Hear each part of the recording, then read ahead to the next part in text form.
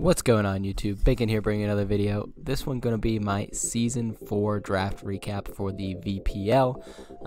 Before I get started, this will be my last season participating as a coach in the VPL.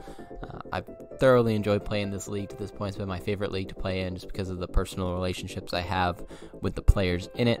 But I think it is time for me to move on. I'm about 2 years separated from graduating from Villanova at this point.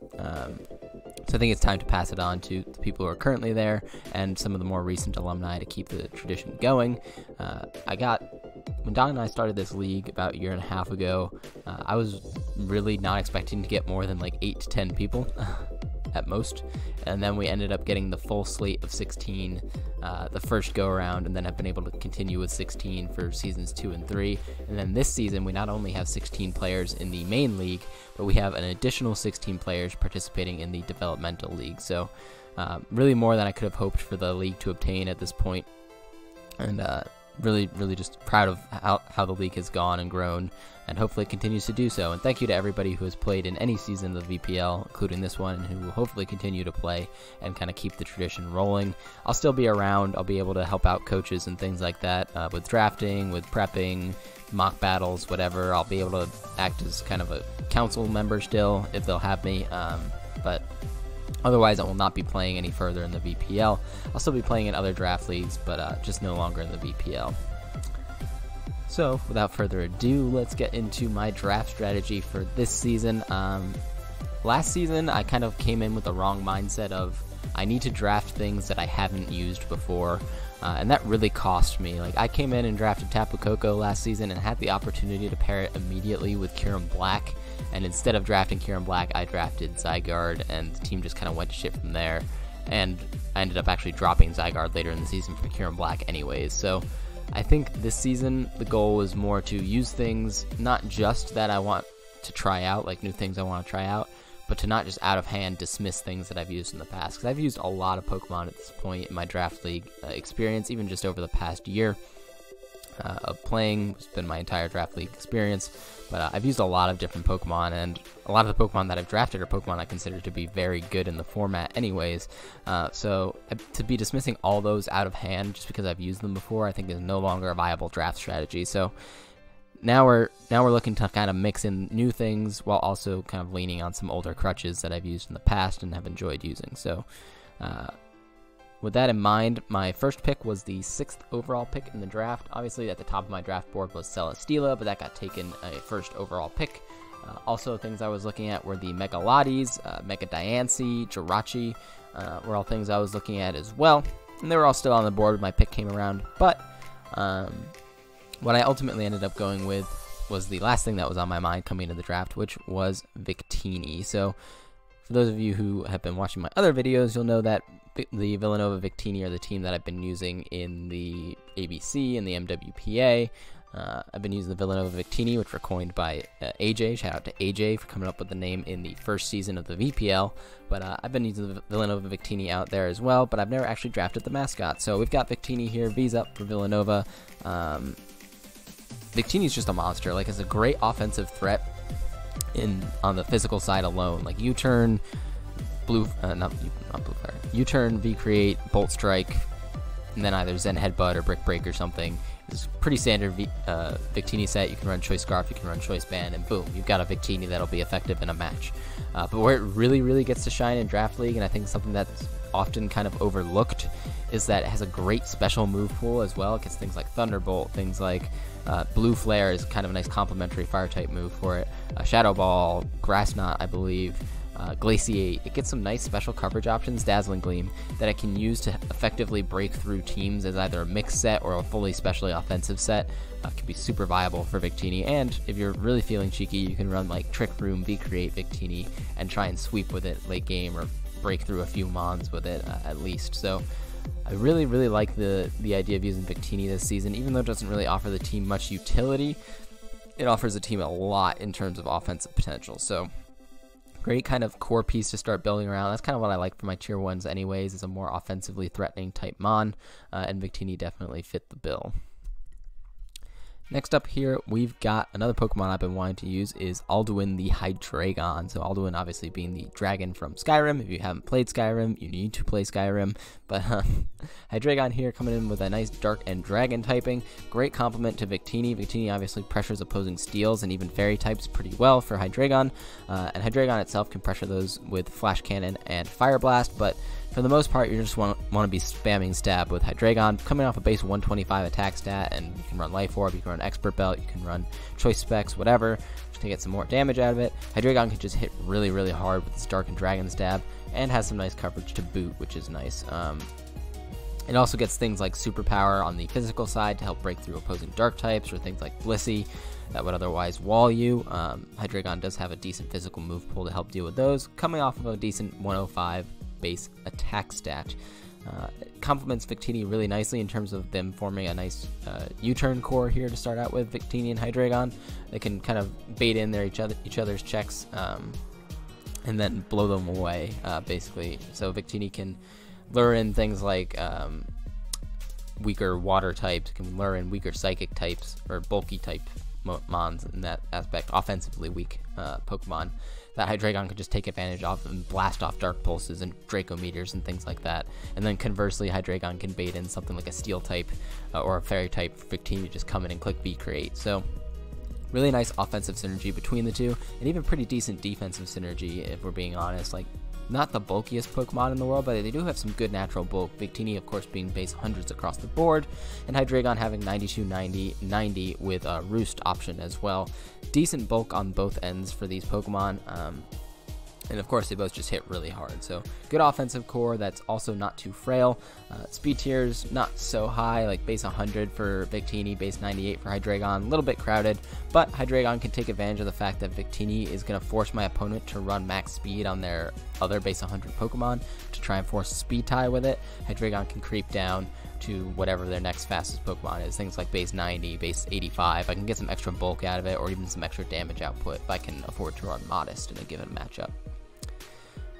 So yeah, just a really good offensive core to start out with. Hydreigon also offers me defog potential. Victini obviously not really appreciating Stealth Rocks in the first place, so Hydreigon can help defog those away. Pretty reliable defogger actually, with things like Roost. You can run Choice Scarf defog on Hydreigon, things like that. It's actually a pretty reliable defogger, so decent start for the team, I think. Really good offensive core to start out with. Next up here is Mega Aggron. So Mega Aggron, I believe, has gone as high as the 4th or maybe even the 3rd round in the VPL before, and my 4th round pick was pretty late because I had a higher 1st round pick, and it's a snake draft style, so I was a little worried that I was going to get sniped on Mega Aggron, so I ended up drafting it in 3rd round here. Maybe I didn't have to, maybe I did, but I think in the long run it was still worth it. Mega Aggron, I think, pairs really nicely with this 2 offensive Pokemon that I already started out with. Obviously, a huge slate of resistances, being a natural or a plain steel type, as well as the poison immunity, and it's just a really good blanket check type Pokemon. It's got filter to reduce the super effective damage from fighting fire and ground type moves that would otherwise do a little bit more to it, and it's got massive physical bulk at base 230. You can basically run uninvested in physical defense and still be a good physical wall with Mega Aggron, and then that allows you to beef up your special defense, which is otherwise a little bit meager at base 80, coming off of 70 HP, but that's basically the idea behind Mega Aggron here. Just a good kind of blanket check Pokemon, offers the team nice Stealth Rock utility as well, which Victini and Hydreigon obviously appreciate, to have their checks and counters worn down over the course of a match. Mega Aggron can also throw off Toxics and things like that to help wear Pokemon down for them.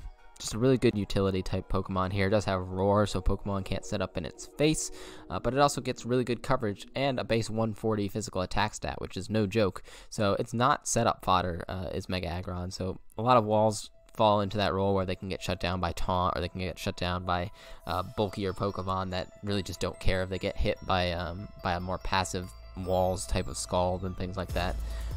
Mega Aggron, on the other hand, is physically offensive enough and has good enough coverage that it can threaten things, so it's not always safe to set up in its face. And even in cases where you're lacking the coverage option, you can just run Roar and phase those things out of your face to prevent them from being a threat to the rest of the team. So really good utility coming out of Mega Aggron here. We're going with Ron Swanson because if you've watched Parks and Rec, you know that man does what he wants. Mega Aggron does the same. Even things like a Max Jolly attack Lando Lando T, by the way, has base 145 physical attack stat and is, of course, ground type. Its Earthquake to a non-physically infested full max HP Aggron, I believe, is something like 40 to 50%. That's from a Landorus. Like, if you're just taking on coverage Earthquake on something that doesn't get stab or something that doesn't have that high of a physical attack stat in the first place, you're not doing that much to Mega Aggron in the first place. And I can even stay in on like passive ground types, things like Hippowdon. I can stay in Toxic or Stealth Rock in front of them and not take too much damage in return, even if they do decide to go for Earthquake. So Mega Aggron, I think, just really going to impose its will a little bit as a physically defensive threat, and should be able to wall out some like especially offensive fairies, for example, as well. Just a really good pairing, I think, for the team to start out with. Getting me a Stealth Rocker, getting me a nice kind of defensive check type Pokemon. Next up here we have Vaporeon. Grace always gets one, and this time it's Vaporeon. So coming into this pick, I really wanted either Rotom Wash or Sylveon. I thought Rotom Wash paired really nicely with the core that I'd already start building out here, with like all three of them being grass resistances, which is the only weakness that Rotom Wash has. It also would have offered like ice resistances, water resistances, ground immunities. Like, all those things would have been very valuable for the first three Pokemon that I'd already drafted. But unfortunately, it got taken, I believe, the pick 2 in front of me. And then I also wanted Sylveon as a potential Wish and Cleric option, but that got taken right before me. So the two picks right in front of me, lost out on Rotom Wash and Sylveon, unfortunately. But I felt like Vaporeon was a pretty usable substitute in this case. The massive 130 HP stat means it's going to be passing off some fat wishes to Mega Aggron. You better have a Wish Passer on your team if you have Mega Aggron, in my opinion. And the Cleric option is also very nice. Mega Aggron gets Scald Burned, or if it rests or something at some point in the game. Having the Cleric option there is really good for Vaporeon as well. Obviously, its physical defense stat leaves a little bit to be desired, but it also has a really nice special defense stat at base 95. Can take a lot of hits with that big HP stat, and it's got a pretty good special attacking stat to boot at base 110. Not total setup fodder, although it does find itself being kind of vulnerable to setup mons that have Taunt. Things like Taunt Mega Gyarados can be very threatening to a Vaporeon, even though it does get access to like Haze and Roar. Obviously, those things are going to be shut down if somebody's running Taunt on their Pokemon. So I have to watch out for that a little bit with Vaporeon. Vaporeon's a Pokemon that you kind of know what it's going to do every week. It'll be like Wish, Toxic, Protect, Scald, something like that, Roar. It'll be something like that, right, for the most part, but it's very effective at doing so, and out of a tier 3 pick, that's really kind of the value you're looking for, something that's really good at what it does, and that's what Vaporeon is for this team. Next up here, we've got Bane the Buzzwole. So a lot of people don't like the look of shiny Buzzwole, but I like shiny Buzzwole. I like the green. I like the whole kind of juice flowing through his veins kind of thing. We're running with Bane here. Really threatening Pokemon, as I've found out prepping for it recently. So I've had to prep for it a lot.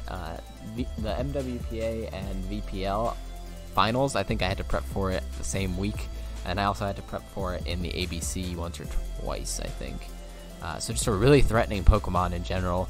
Really difficult to switch into, because normally your fighting type answer is going to be something like a psychic type, but Buzzwole obviously gets access to stab bug type moves like Leech Life, so it's not reliable to go into your psychic type on it.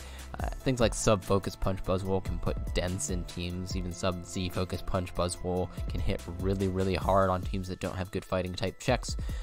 Base 139 physical attack stat, absolutely massive.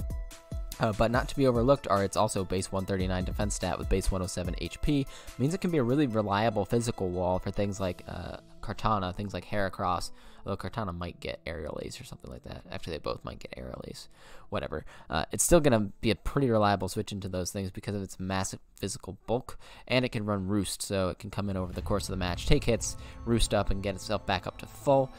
So you can run kind of a more bulky, physically defensive, type set. You can run Bulk Up, you can run straight offensive, Choice Scarf, Choice Band, Expert Belt, Assault Vest, whatever. Obviously, its special defense stat leaves something to be desired at base 53, but overall, I think Buzzwole just paired really nicely with the team, especially in terms of its resistances and weaknesses with Mega Aggron. I think synergized pretty well. And then the base 79 speed stat, while not too impressive, is helping to flesh out my speed tiers a little bit, and is going to be a little bit more compensated for by the, you'll see in a pick, I think my next pick here, going to be compensated for a little bit as well. So, yep, next pick is Slurpuff, Cake Pop the Slurpuff. Making no bones about it, this Pokemon is ugly as hell. I really don't like Slurpuff's design, but its utility can't be overlooked on this team. Sticky webs, most notably, very, very important to have that option on this team, especially since currently, as you can see, my fastest Pokemon is base 100 with Victini. So the sticky webs, very, very valuable to me. Alone from Slurpuff, it also offers me a secondary Wish and I believe Heal Bell option if I don't want to be running Vaporeon for that, for my Mega Aggron. And then thirdly, of course, is the kind of standard Belly Drum type Slurpuff set. Belly Drum on Burden with Citrus Berry is pretty common. You'll see usually Play Rough, Drain Punch, and Return for coverage moves because it doesn't really get a whole lot of physical moves. It could also run Sticky Webs if you don't need Return or Drain Punch for coverage. So can be a setup threat for sure against any given team, but the Sticky Webs are really what we grabbed here at a Slurpuff, as well as some of those other utility options that I already mentioned. Next up here, we've got the first of the Pokemon that I've used in the past that I drafted in this squad, which is Roserade, not a waifu. Just to be clear, not a waifu. So there's some horrendous images running around the VPL Discord as a result of a certain coach's team name and logo. This is not a waifu, you damn weebs. Get away. Go away. We've got Roserade here. Like I mentioned, a Pokemon I've used in the past. Offers really good support for the team in terms of spikes and toxic spikes. I do have a nice kind of defensive core running around here that can stall things out once the toxic spikes are up, get some poisons off on the posing fat, and then kind of wear them down with Wish support from my side as they get poisoned.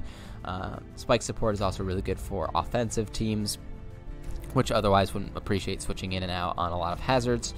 And Roserade has kind of a good wide range of sets you can run. You can run more offensive, Life Orb, Choice Scarf, Assault Vest type sets with 4 attacks, or you can run a more support type set with Leech Seed, Synthesis, Sleep Powder, Spikes, Toxic Spikes.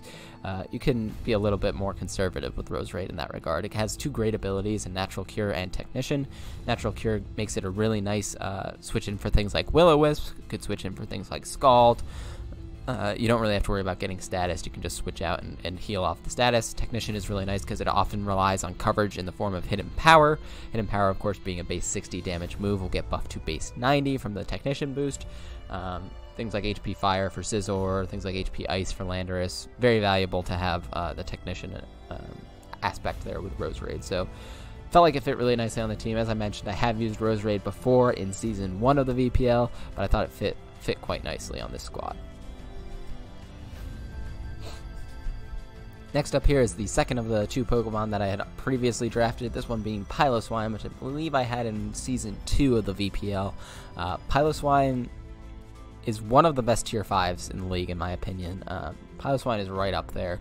Offers really good Stealth Rock support. It's a very reliable Stealth Rocker because with Eviolite it becomes incredibly bulky with base 100 HP and decent defense stats. It's special defense, a little bit to be desired there, but pretty bulky Pokemon for a Tier 5. Very reliable Stealth Rocker. Also appreciates the Wish passing that I can do with Vaporeon and Slurpuff. Pioswine obviously not having access to recovery on its own or even leftovers because you'll be running Eviolite on it. Really appreciates the potential Wish support that it can get from those Pokemon. And it's not so passive itself. Base 100 attack stat from its dual stab of ground and ice type moves is pretty much all you're going to need from Pioswine. Even uninvested, you're still hitting decently hard. Another Pokemon that gets access to Roar to phase out a potential setup sweeper. It gets Ice Shard for priority, and then like I mentioned, Stealth Rocks to help kind of relieve a little bit of the burden from Mega Aggron. So Pioswine fitting in pretty nicely on the team as well. Going with Gurgi for the nickname on Pioswine. I believe that's the same nickname I used in Season 2. If you guys have watched the Black Cauldron, you'll know who Gurgi is. Love that character. But yeah, that's Pioswine in a nutshell. It's not going to blow you away, but it's also just a very, very reliable Tier 5 type Pokemon. And that's what you're looking for in Tier 5. Something that you don't have to bring to 4 or 5 games a year, but you could without missing too much of a step on your team builds. Next up here, we've got another Tier 5 Pokemon with Rotom. So we're going with Casper the Rotom. Very friendly ghost here. Rotom I felt like just type-wise synergized really well with the team. The electric and ghost typing with levitate gives me a nice ground immunity for my Aggron and my Victini. Gives me some important resistances, specifically electric and flying. I didn't have a ton of resistances to at this point in the draft, and some good immunities. My first normal immunity, I did have the normal resist, of course, in Aggron, but my first normal immunity on the team, and only normal immunity, of course, as well as fighting and ground. Just really good immunities to pair with things like Mega Aggron. The Volt Switch also completes a Volt Turn Core with my Hydreigon and my Victini, and can help me get into things like my Mega Aggron or into my Buzzwool, get in my Breakers, and get in my Fat, basically, is the idea with Rotom. It can also spread status among my opponent's team with Will-O-Wisp. Will-O-Wisp Hex is pretty common on Rotom, with like Volt Switch as well. Pain Split is also a nice utility move. Defog, also very valuable to help get rid of Stealth Rocks, which my team might not otherwise appreciate. Might not appreciate Spikes, Toxic Spikes, whatever.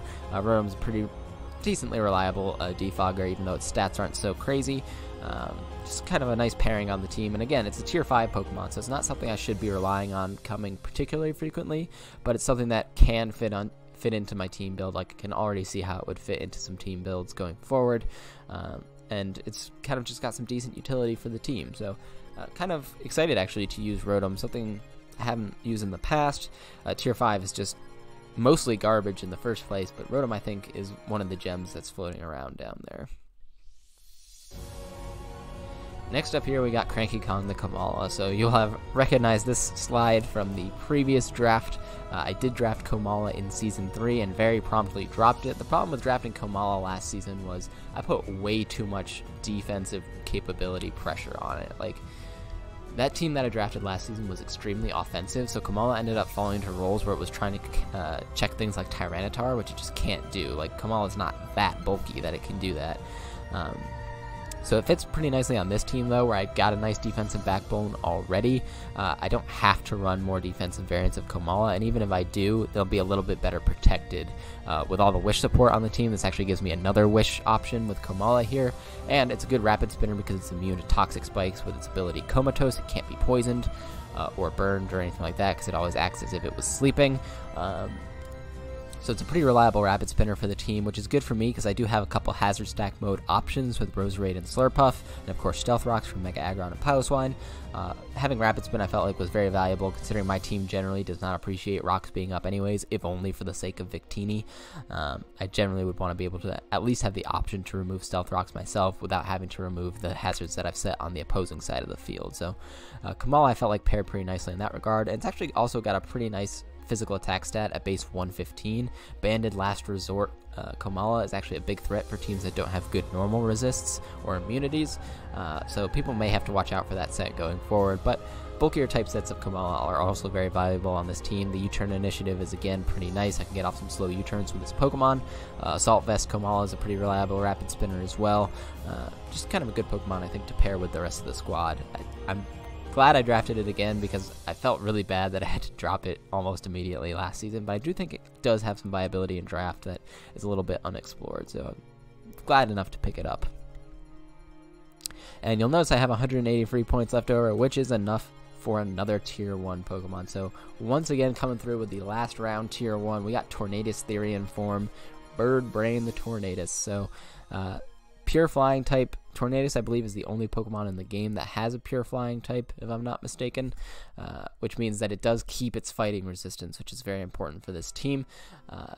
Obviously not the most resistances and immunities on its side, but what it does have are very valuable to me, most notably being fighting and ground, and its initiative capabilities are pretty much unmatched with the exception of things like Tapu Koko. U-turn on Tornadus is one of the most valuable things in terms of offensive pivoting potential in the game because it's just really fast at base 121 speed and has a good offensive move pool to threaten out Pokemon. Obviously, the main thing being Hurricane, Z-Hurricane are a great stab flying move to threaten other Pokemon out. Obviously, I'd prefer if they had a little more accurate of one that's not Air Slash, but you know, you'll take what you can get with Tornadus. It's just good at threatening Pokemon out. It can taunt and shut down opposing stall. It's got good coverage in terms of Heat Wave, Sludge Wave, Knockoff, Superpower, Focus Blast. Like, while there's a lot of inaccurate moves in its toolkit, it can still be very valuable, especially when paired with a Z Crystal, in helping to break through or kind of pivot around your opponent's team. Regenerator ability obviously helping out with that as well. Very reliable defogger, can come in on Stealth Rocks, throw off a defog, U-turn out and get its health back with Regenerator. It really doesn't mind too much getting toxic, because for the most part Torneio doesn't sit on the field for more than 2 or 3 turns at a time, say. So I think Torneio is just kind of a nice pairing with this team. The defog support, of course, being incredibly valuable for the team, and also being a good offensive option for me as well, with 2 pretty good attacking stats at base 110 special attack and base 100 attack, and like I mentioned, pretty decent coverage options. So overall, just felt like it paired really well with the team. I've got some good hazard removal options now at this point. I've got good hazard setting options to boot, and I think the team's pretty well rounded, pretty well fleshed out. So yeah, that's the squad we're going into this season. Hopefully you guys are excited to watch some more VPL content. Again, last season of the VPL, trying to finish strong and come out with another W. But thank you guys for watching very much if you did to this point, and tune in for some weekly games that I'll be once again uploading to the channel. So have a good one, guys, and see you later.